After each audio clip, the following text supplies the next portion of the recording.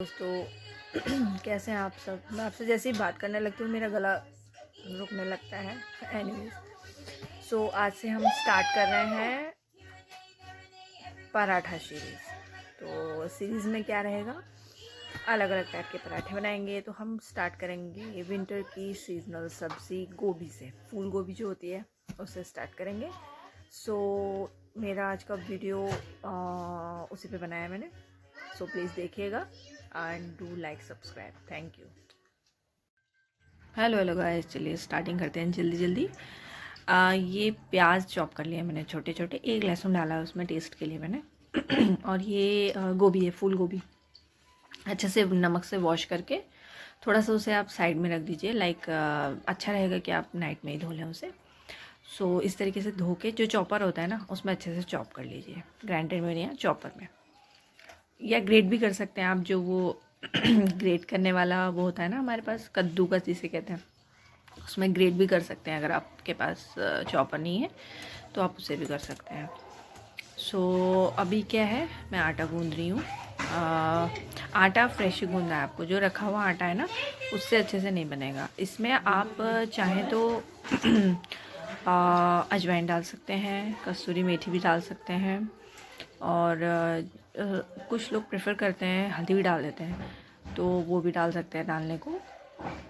आटे में की बात कर रही हूँ। तो उन लोगों में से मैं भी हूँ। तो थोड़ा सा मैंने आटे में हल्का सा हल्दी डाल दिया, बहुत ही हल्का सा, माइनर सा, ठीक। और गोभी में भी डाल दिया। और गोभी में मैंने कुछ नहीं डाला है, गोभी में सिर्फ हल्दी डाला है। जो स्टार्टिंग में मैंने आपको दिखाया था, प्याज, एक लहसुन और एक गोभी, एक ही प्याज, इन सबको चॉप कर लिया अच्छे से चॉपर में। और उसका पानी निकालो, झंझट करो, ये करो वो करो, कुछ नहीं करना है, ठीक है। फिर तो वो पराठे नहीं बनेंगे, वो सूखे सूखे वो बनेंगे, लकड़ियाँ बनेंगी, ठीक है।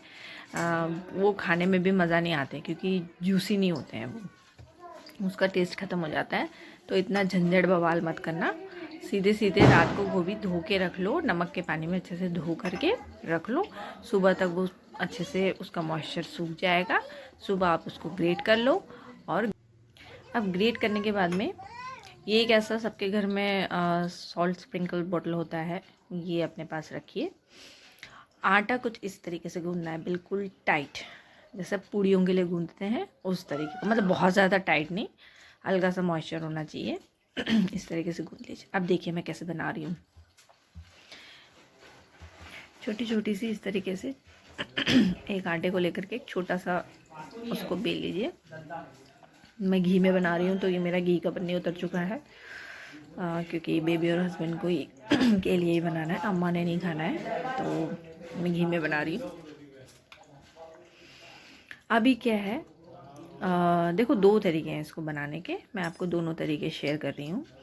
नमक जब डाल देते हैं ना, किसी भी चीज़ में आप नमक डालते हैं ना, तो वो अपना मॉइस्चर छोड़ने लगता है, वो सॉफ्टन होने लगता है। चाहे वो सब्ज़ी हो, चाहे वो फ्राई करते वक्त की कोई चीज़ हो, लाइक प्याज को भी जल्दी ब्राउन करने के लिए हम डाल देते हैं। तो मैंने इस तरीके से 2 चम्मच पहले अपना गोभी लिया, गोभी का जो मिक्सचर बनाया था मिक्सचर लिया, उसी में मैंने नमक मिक्स कर दिया, डाल दिया। अब ऐसा नहीं कि अभी आप डालेंगे तो मिक्स नहीं हो पाएगा, वो जब बिलता है ना, बिल के जब तवे पे जाता है तो नमक जो है गल जाता है, तो वो मिक्स हो जाता है ऑलरेडी। बट आप अपने आप से हाथ से इस तरीके से मिक्स करके डाल सकते हैं। देखो आटा अगर ढीला होगा ना तो इस तरीके से नहीं बन पाएगा, मतलब वो फटने लगेगा हर जगह से। ये देखो थोड़ा थोड़ा ऐसा निकलता है, तो इस तरीके से इसको बंद कर लो। और बंद, अगर यही गीला आटा होता ना तो अभी वहाँ से फट करके गोभी बाहर आ चुका होता, मतलब स्टेबल नहीं रहता, मतलब काबू आटे को टाइट ही गूंदे। तो आप जब आटा गूंदेंगे बढ़िया तरीके से मक्खन की तरह मेरा पराठा बिल रहा है, जैसे कि मैं रोटी बना रही हूँगी। और एकदम पतला, एकदम पतला और बढ़िया बनेगा, एकदम अच्छा बनेगा। आपको कुछ ज़्यादा मशक्क़त करने की ज़रूरत नहीं है। देखो दोनों साइड से मैं दिखा रही हूँ, दोनों साइड से अच्छे बन रहे हैं, है ना। देखो मिक्सचर बिल्कुल भी बाहर नहीं आया है, बिल्कुल भी बाहर नहीं आया है। इस तरीके से अगर आप बनाओगे तो बिल्कुल भी बाहर नहीं आएगा। अभी मैंने तवे की तरफ कैमरा कर दिया है ताकि आप लोगों को तवा भी दिख सके, सिकता हुआ भी दिख सके, कि कहीं सिकते हुए तो बाहर नहीं आ गया। देखो बिल्कुल रोटी लग रही है, वो पराठा नहीं लग रहा है।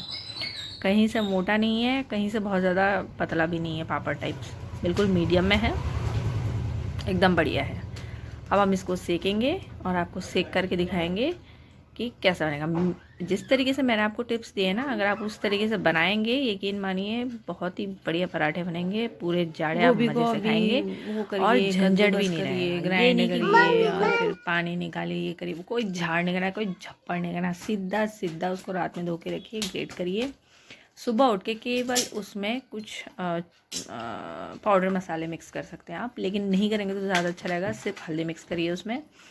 हाँ, मिर्ची खाते हैं तो लाल मिर्च यूज़ कर सकते हैं आप। अभी ये पहला वाला मेरी बेटी के लिए बन रहा था तो मैंने उसमें लाल मिर्ची नहीं ऐड करा है, बाद वाले में मैंने लाल मिर्ची ऐड करी।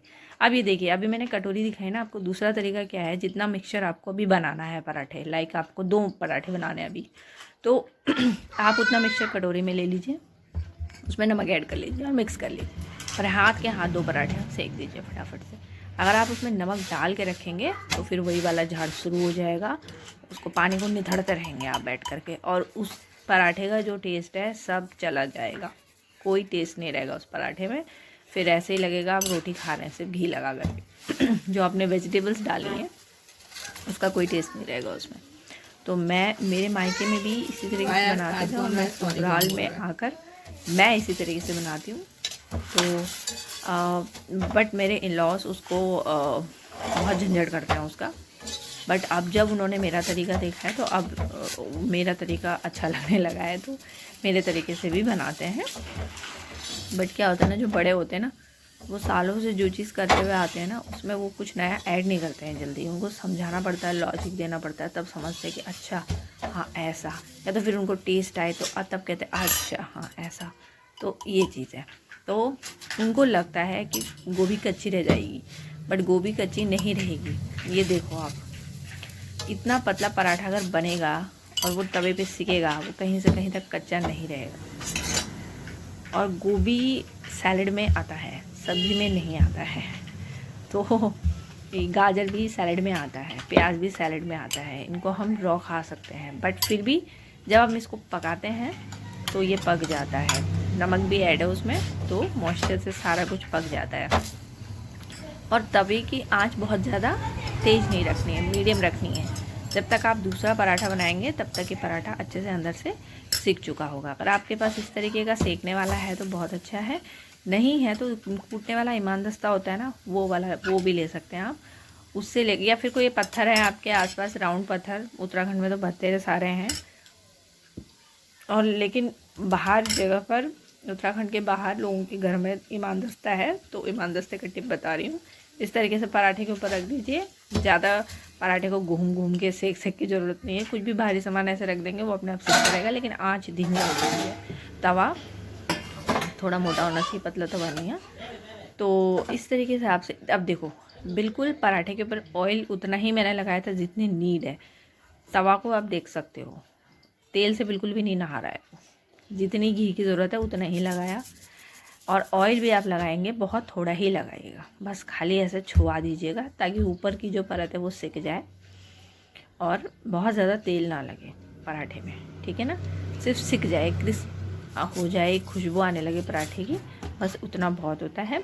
उसको बहुत ज़्यादा तेल डाल डूल के बिल्कुल तले जा रहे हो तो वो बढ़िया नहीं होता। यह मैंने दूसरा पराठा डाल दिया है, इसमें मैंने लाल मिर्ची ऐड करी है। आपके पास लाल मिर्ची है तो ठीक है, अगर लाल मिर्ची नहीं है तो आप कुटा हुआ जो लाल मिर्च होता है ना उसको ऐड करिए। इसी तरीके से आप क्रिस्पी क्रिस्पी पराठे बनाते जाइए और सर्व करते जाइए। मैं ना बिल्कुल कम ऑयल या घी डालती हूँ ना, तो मैं क्या करती हूँ, तो जब देने जा रही होती हूँ, जब प्लेट में रखने जाती हूँ तो थोड़ा सा घी लगा देती हूँ, जैसे रोटी पे लगाते हैं ना उस तरीके से थोड़ा सा घी लगा देती हूँ, तो वो खाने में भी बड़ा यम्मी लगता है। तो मैं इस तरीके से जब सेक साक लेती हूँ पूरा पराठा, और एंड में थोड़ा सा घी डाल करके फिर मैं अपने हस्बैंड के प्लेट में या बेबी के प्लेट में रख देती हूँ। मेरी बेबी को तो थोड़ा एक्स्ट्रा घी चाहिए होता है और उसको अच्छा लगता है, तो इस तरीके से ऐसे फोल्ड करके, देखो तवे पे बिल्कुल ऑयल नहीं है ना। तो इस तरीके से आप लोग बनाइएगा और खाइएगा और मुझे बताइएगा कैसे बना है। और कोई आपको टिप्स एंड ट्रिक्स चाहिए या कुछ समझ में नहीं आया है तो आप मुझसे पूछ सकते हैं। प्लीज़ चैनल को लाइक शेयर और सब्सक्राइब करिएगा। और तब तक के लिए मिलते हैं अगले वीडियो में।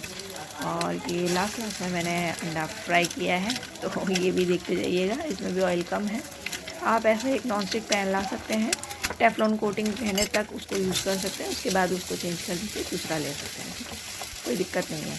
और अगर लोहे की कढ़ाई है तो उसमें भी बहुत अच्छा बन जाएगा, बट ये है कि कढ़ाई को घिस घिस के धोते मत रहिएगा। घिस घिस के धोने से ना उसका जो एक कोटिंग बनती है ना वो हट जाती है, ठीक है। ओके, चलिए।